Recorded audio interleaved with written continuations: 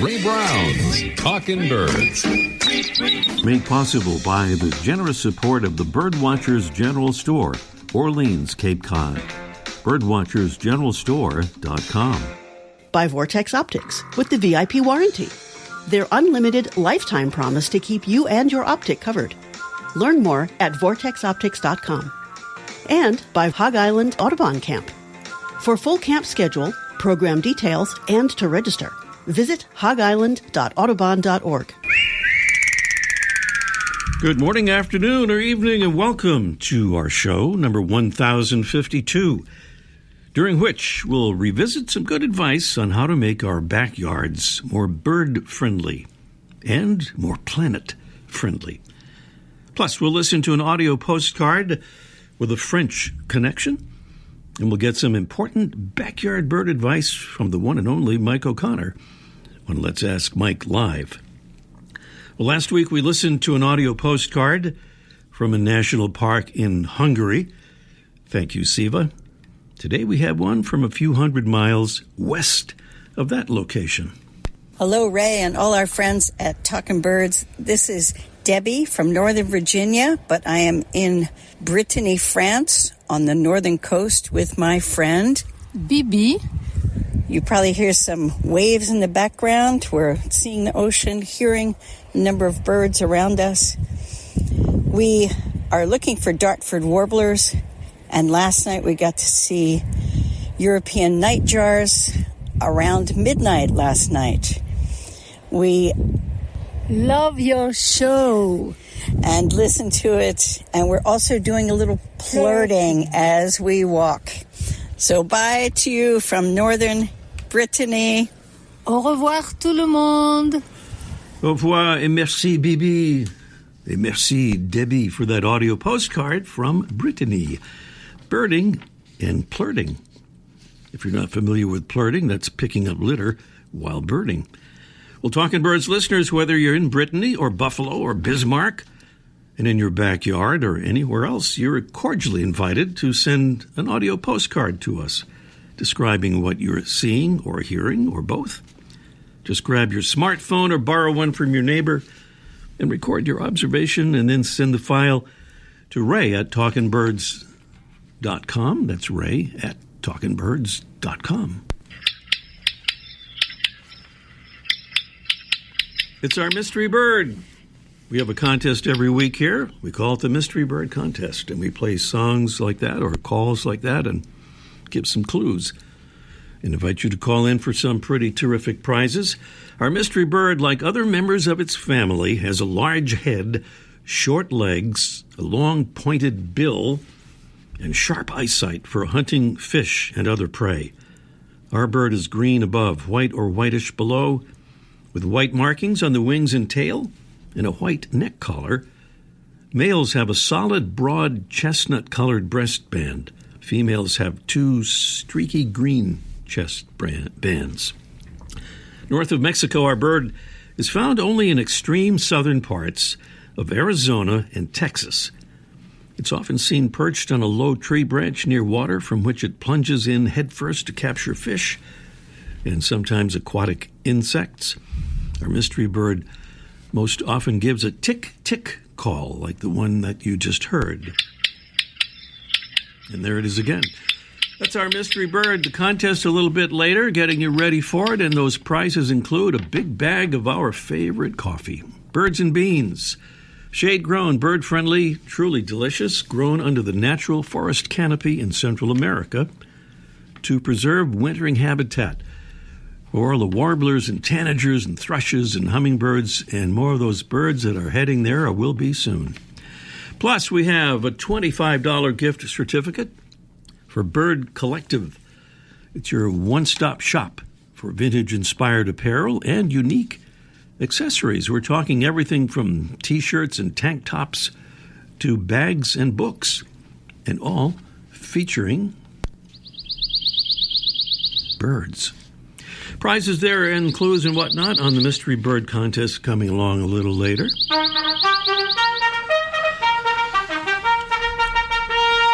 Now, salute to another royal member of the Talking Birds Ambassadors family, helping us get the word out about birds and conservation. Thank you to Diane Wong Kone from Reno, Nevada. She says, I'm with Lahontan Audubon Society in Reno and would like to share your podcast with our members. Thank you for all you do for birds. And Diane offers this fascinating background about Lahontan Audubon. She says, during the Pleistocene, there was a lot of rain in Nevada, so much so that large inland seas formed. Places like the Bonneville Salt Flats and Death Valley were underwater, and northern Nevada was covered by Lahontan Lake.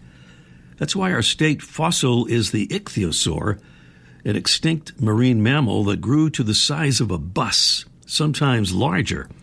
They're still discovering new fossils in the desert.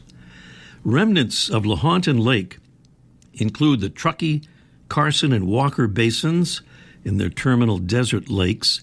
Pyramid Lake, home of the Pyramid Lake Paiute tribe, is also home to a unique colony of nesting American white pelicans in our northern Nevada desert. And this bird is the symbol of our chapter. That is so cool. Thank you for that story, Diane, and for becoming a Talking Birds ambassador. Joining Diane and the Talking Birds Ambassadors family is very easy to do just by visiting our website, talkingbirds.com, and then clicking on the Get Involved tab at the top of our homepage. That's the Get Involved tab at talkingbirds.com. Still to come today, we'll listen to a favorite interview from earlier this year with Danae Wolfe on making our backyards birdier. Also today, let's Ask Mike live with Mike O'Connor's suggestions about keeping your feeder birds healthy in a very specific way. Meanwhile, some would say that our featured bird is better seen than heard. See if you agree about Xanthocephalus.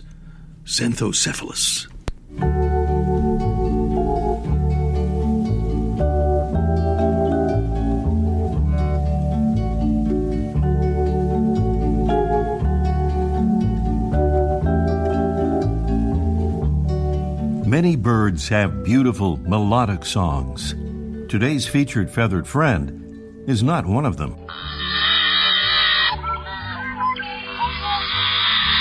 It's the yellow-headed blackbird. And maybe that fingernails on a blackboard call explains why its genus contains no other members. Yellow-headed blackbirds are fairly large as blackbirds go, with a stout body, a large head, and a long conical bill. Males have a bright yellow head, a yellow chest, and a large white patch at the bend of the wing, visible from above when the bird is in flight. Females and immatures are brown with duller yellow coloration on the head and chest. The first detailed description of this bird was given in 1825 by Charles-Lucien Bonaparte, nephew of Napoleon Bonaparte. Charles was no doubt impressed by this bird's striking appearance, but he probably said something like, "Sacre bleu," when he heard it vocalize.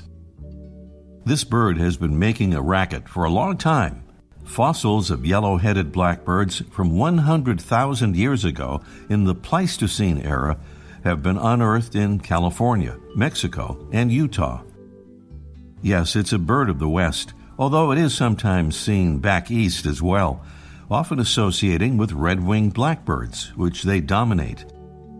Our bird eats mostly insects in summer and seeds the rest of the year, and breeds in prairie wetlands, mountain meadows, and shallow areas of ponds and marshes and rivers, nesting in cattails and reeds, again often in mixed flocks with red-winged blackbirds, which seem to put up with those fingernails on a blackboard calls. It's today's Talkin' Birds featured feathered friend, Xanthocephalus, the yellow-headed blackbird.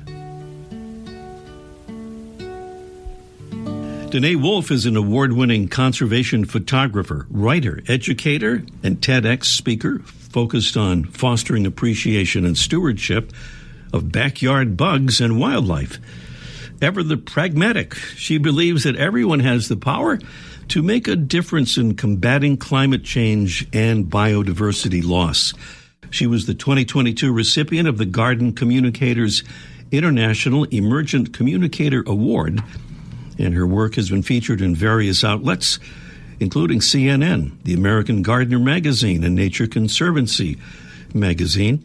Through her community conservation initiative, Chasing Bugs, she has reached global audiences with science-based education about the importance of gardening for biodiversity, and she's inspired gardeners to appreciate the beauty of our natural world and to embrace their role in its protection. Her new book is Grass Isn't Greener, the Everyday Conservationist's Guide to Bringing Nature to Your Yard. And she's here to tell us a bit about the book. Good morning, Danae. Good morning, Ray. Thank you so much for having me. We're so glad to have you. Thank you. We are looking at the introduction of your book, Danae, and that's entitled Ecology in the Anthropocene. I think a fair definition is something like this, referring to the time period we've entered in which humans have become the dominant force in shaping the composition and physical processes of our planet. Is it fair to say that sort of provides a framework for your book? It does. You know, I like to tell people that the introduction to the book kind of starts with the bad news and how humans have altered the planet. But I think too often with climate change and loss of biodiversity, we tend to focus on a narrative that preaches the sort of radical and urgent change needed to make a difference. And I want to kind of give this more hopeful narrative. What can we do to make a difference? So while we talk about the age of the Anthropocene and how much impact humans have had, we also set the stage for, okay, well, what can we do about it in our own backyards? How can we empower change at sort of the individual level?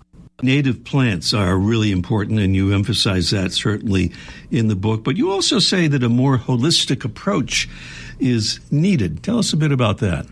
Yeah, so I think if we look at the landscape of gardening for wildlife, the dominant narrative is just that. It's plant native.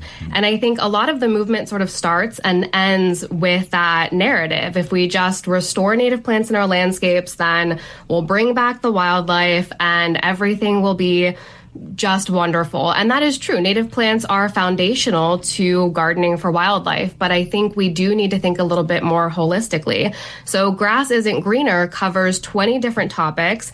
Yes, we start with the basics of understanding your landscape. Yes, I go into the importance of native gardening and why we need to remove invasive plants, for example, from the landscape. But I talk about a lot of other things too. There's a whole chapter just about supporting birds and the ways that we can do that, even through things like reducing the sort of vulnerability that birds have for like window strikes. How can we make our windows more bird friendly, for example?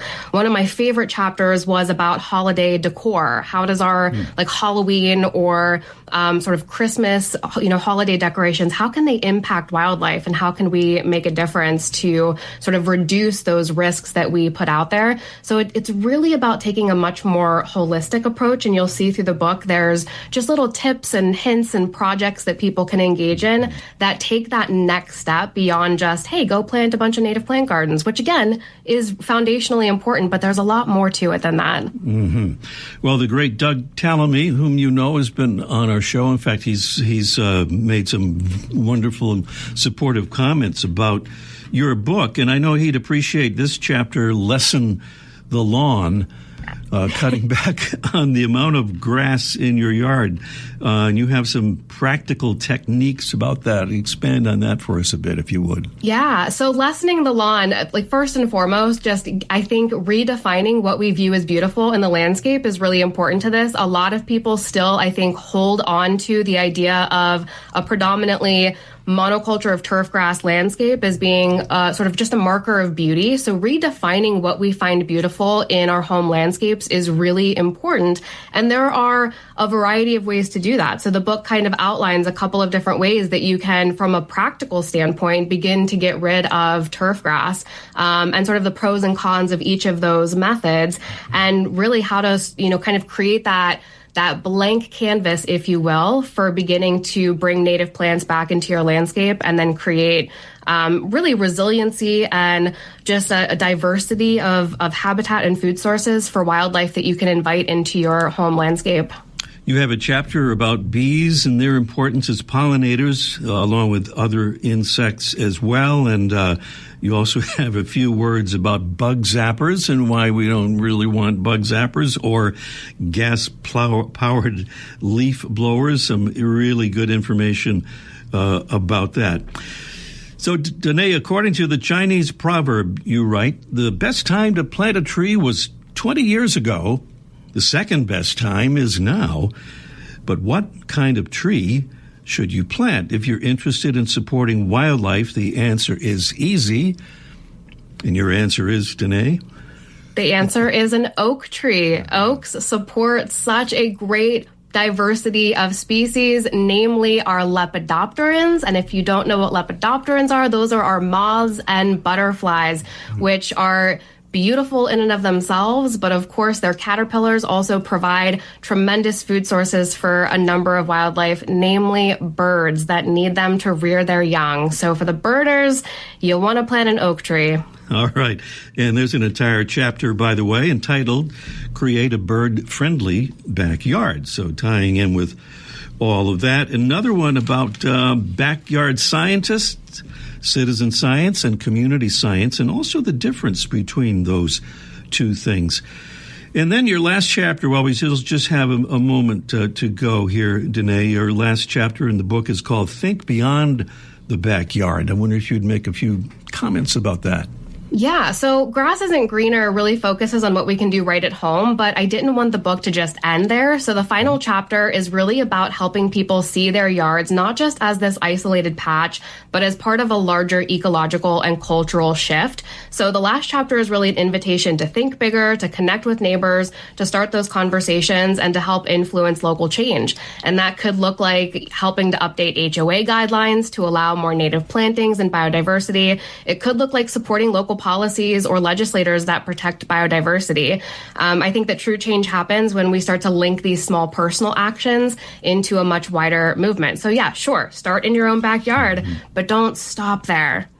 A marvelous book. It's Grass Isn't Greener, the Everyday Conservationist's Guide to Bringing Nature to Your Yard. It's available wherever books are sold, so do look for it. Danae, thanks so much for being with us, and good luck with the book. Thank you so much for having me, Ray. That's Danae Wolf here on Talking Birds. And up next, it's our Mystery Bird contest in just 1 minute. The flutter of a tail feather, the flash of a wing bar in mid-flight. You don't always have a lot of time to identify a bird in nature, let alone to appreciate its beauty. But with Vortex Optics, you'll have the power to bring every wild moment closer. When you choose Vortex, you're choosing to have a partner in the field as passionate about nature as you are. Whether you're spotting old friends on the backyard feeder or packing for a once-in-a-lifetime trip to add a few species to your life list, Vortex offers a full range of optics and optics accessories for every birder and every budget. And whether the birds are taking you to another state or another country, you're always covered by the Vortex VIP warranty, an unlimited lifetime promise to keep you and your optic covered.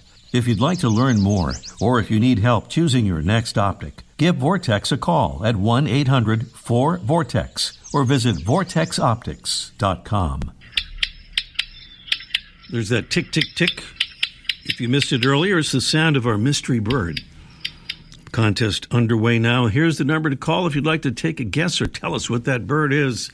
781-837-4900. I'll give the number again in a moment. Our mystery bird, like other members of its family, has a large head, short legs, a long pointed bill, and sharp eyesight for hunting fish and other prey.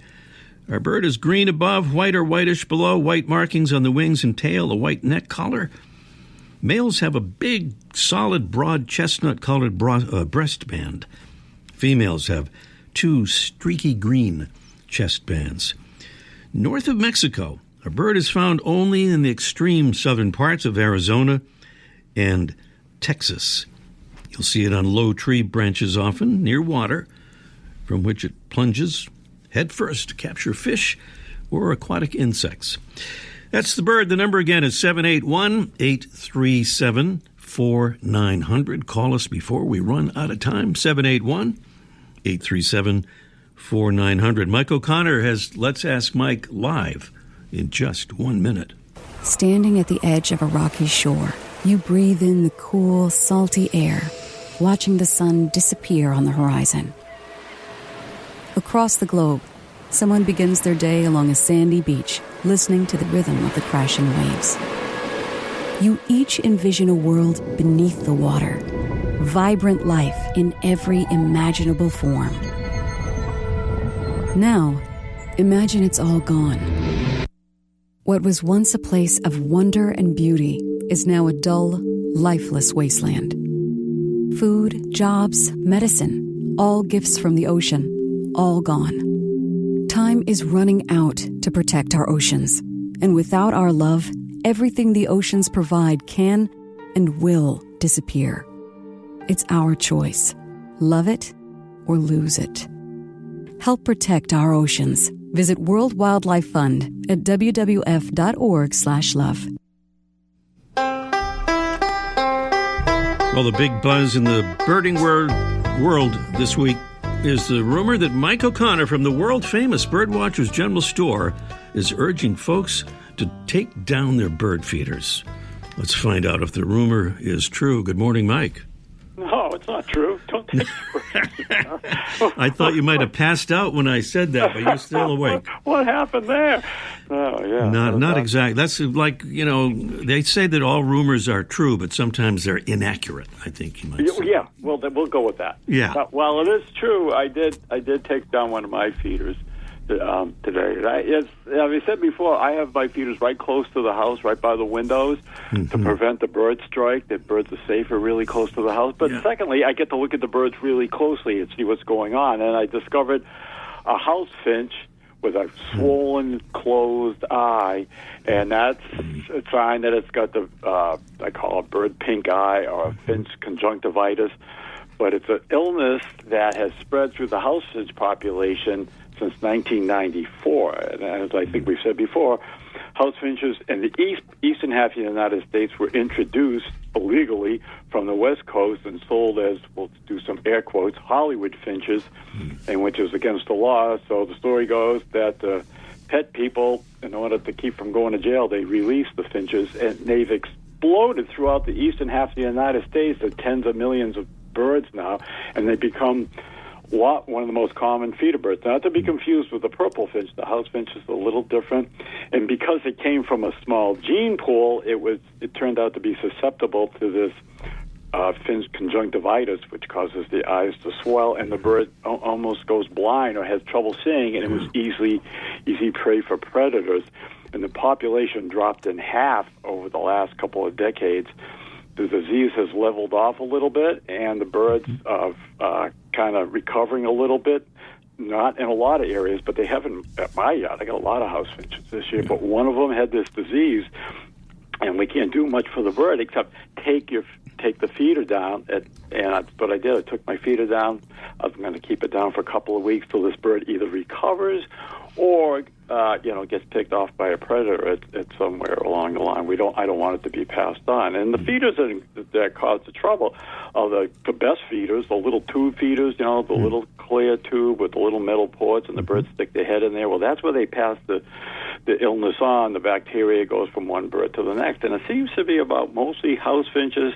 Occasionally a goldfinch or another finch will get it, but mostly it's house finches. And I just take it down, clean the feeder up, and I'm going to wait a couple of weeks. But I still have feeders out. I still have the oil feeder. I still have the hummingbird feeder. I still have a suet feeder and a peanut feeder because the finches aren't interested in that. So if you see a bird like that, and the finch population at one point became so huge because before this illness that companies were making anti-house finch feeders, if you can believe it. Wow. And nurseries and garden centers were calling me because the finches that like to nest in hanging plants were dominating all their hanging baskets and stuff. What do I do? Like, I can control that, but they called me anyways. So the population has dropped back. So if you see a sick bird, any bird, you should take your feeder in and clean it and then leave it for a couple of weeks. But in this case, it's pretty obvious because you see that swollen eye. Take it in. You can leave some of the other feeders out because that's not a problem.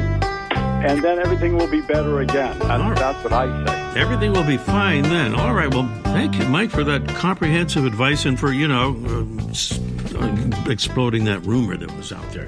Yeah, don't start that. And by the way, I want to compliment your guest because we have her book and it's excellent. And I could put one in every one of my neighbors' mailboxes because they're just the opposite of what she says. But it's a really good book. So if you see it, look in your mailbox. There might be one there. Yeah, that's Grass Isn't Greener.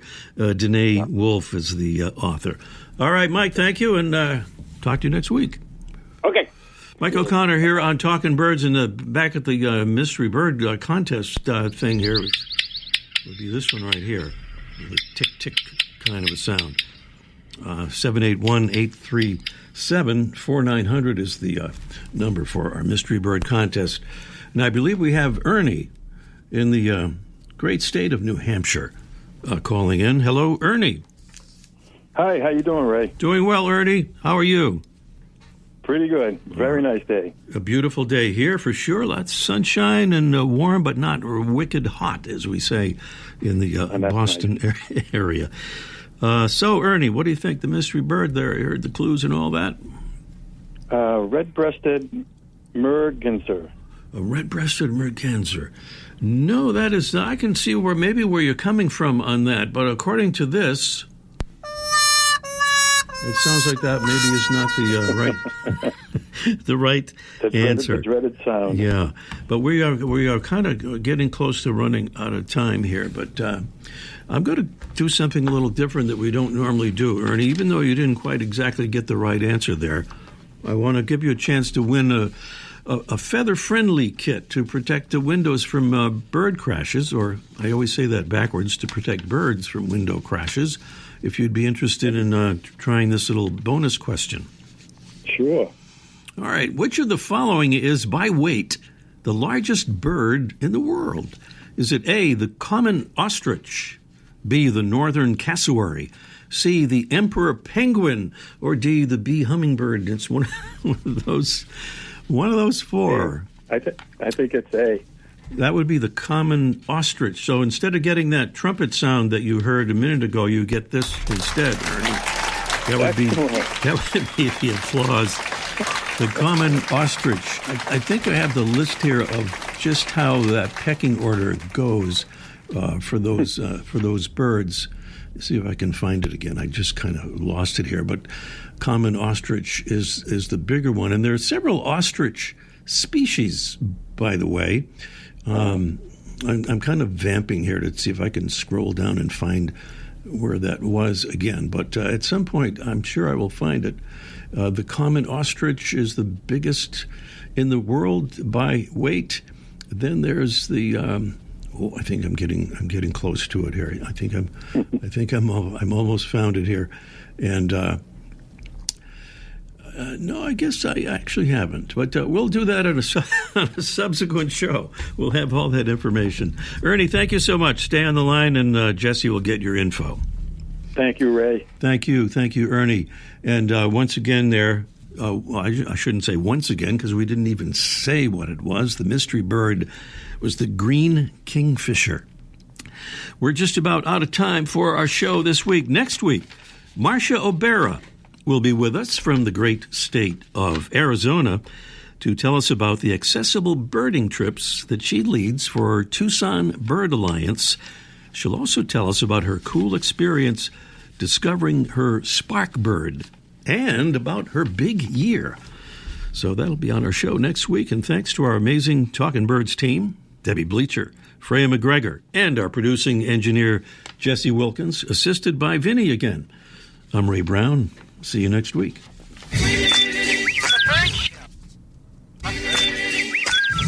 Ray Brown's Talking Birds. Made possible by the generous support of the Birdwatchers General Store, Orleans, Cape Cod. Birdwatchersgeneralstore.com. By Vortex Optics with the VIP warranty. Their unlimited lifetime promise to keep you and your optic covered. Learn more at vortexoptics.com. And by Hog Island Audubon Camp. For full camp schedule, program details, and to register, visit hogisland.audubon.org.